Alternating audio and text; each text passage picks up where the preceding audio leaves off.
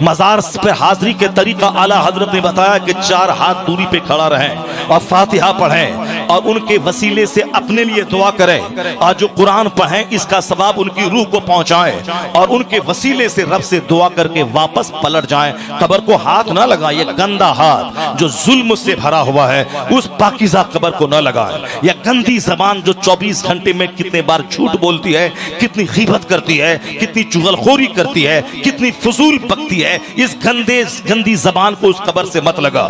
قبر میں وہ آرام کر رہا ہے جو 80 سال میں جب سے اس پر نماز فرض ہوئی ایک نماز اس کی قضا نہیں ہوئی۔ جس قبر پہ تو جا رہا ہے اس کی 40 سال تک تہجد کی نماز نہیں چھوٹی۔ جس قبر پہ تو حاضری دے رہا ہے وہ نمک روٹی کھایا، 2-4 دن فاقے سے رہا، مگر وہ حرام غذا کو ہاتھ نہیں لگایا۔ جنہوں نے کبھی بھی زبان پہ گالی تک کو نہیں لایا، جن کی نگاہ نہیں بہکی، تو جب بھی ان بزرگوں کی قبر پہ جا، ان کا تقوی وہاں سے لے، ان کی نمازوں کی پابندی وہاں سے لے، ان کی قبر پہ جا کر کے ان کی زندگی کو نگاہوں کے سامنے لا کر وہاں سے نور حاصل کر۔ یہ ہے قبر پہ حاضری کا مقصد۔ مصطفیٰ نے کہا تھا نہیتکم عن زیارت القبور، میں نے قبروں کی زیارت سے تجھ کو روکا تھا، مگر اب میں کہتا ہوں فزوروها، زیارت کیا کرو۔ کیوں؟ فإنها تزہد فی الدنیا وتذکر الآخرہ، اس لیے کہ قبروں کی حاضری سے دنیا سے بے رغبتی پیدا ہوگی۔ جو دنیا کی محبت ہے وہ دھیرے دھیرے گھٹے گی قبر کو دیکھنے کے بعد، وہاں کی حاضری کے بعد لگے گا کہ مجھ کو بھی مرنا ہے، میری بھی قبر یہاں بنے گی، تو اب تمنائیں گھٹیں گی اور آخرت کی تیاری کی تڑپ پیدا ہوگی۔ حضور کہتے ہیں آخرت یاد آتی ہے قبر کو دیکھنے سے، اور دنیا کی بے رغبتی کی کیفیت پیدا ہوتی ہے قبر کو دیکھنے سے۔ اس لیے قبر پہ جاؤ، نہ کہ وہاں جا کے دھاگا باندھو، نہ کہ وہاں جا کے طواف کرو۔ جاہلوں نے دھاگا باندھنا شروع کیا، جاہلوں نے ہندوؤں کو دیکھ دیکھ کے وہاں تالا باندھنا شروع کیا۔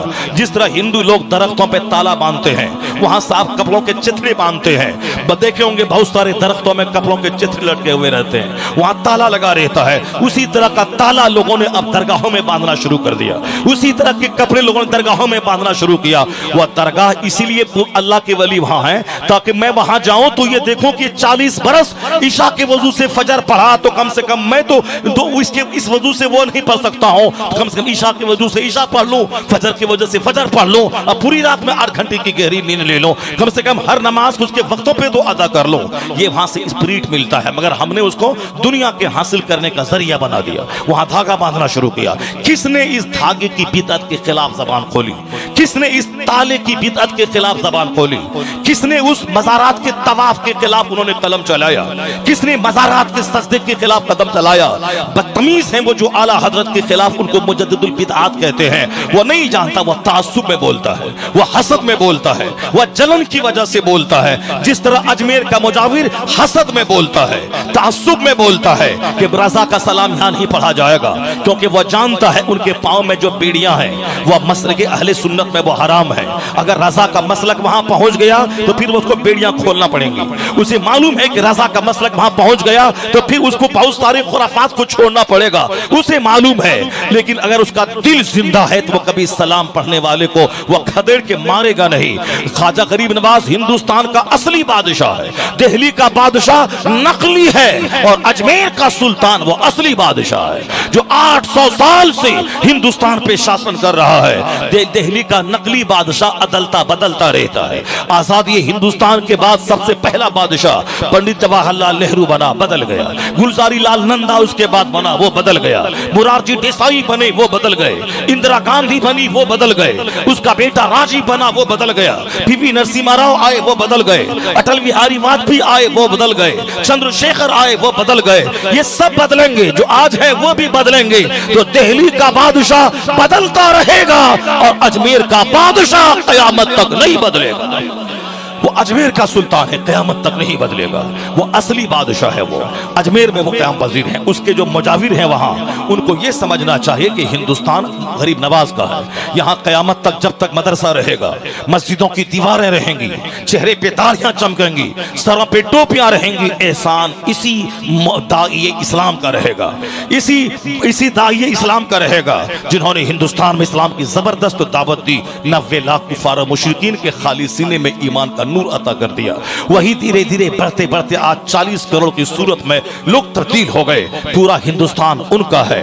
वो चमन उसने लगाया है। जो चमन लगाता है उसको दर्द होता है चमन से। उसने हिंदुस्तान को सींचा है।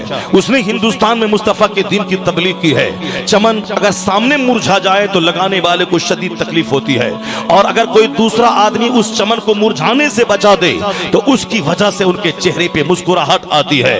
ये चप्पल चोरी करने वाला, ये चरस पीने वाला, ये साहब दूसरों के पर्स पे बुरी निगाह डालने वाला, ये चरसी मुजाविर क्या जाने रजा किसका नाम है। चमन लगाया है गरीब नवाज ने और उस चमन को उजड़ने से बचाया है अहमद रजा खान ने।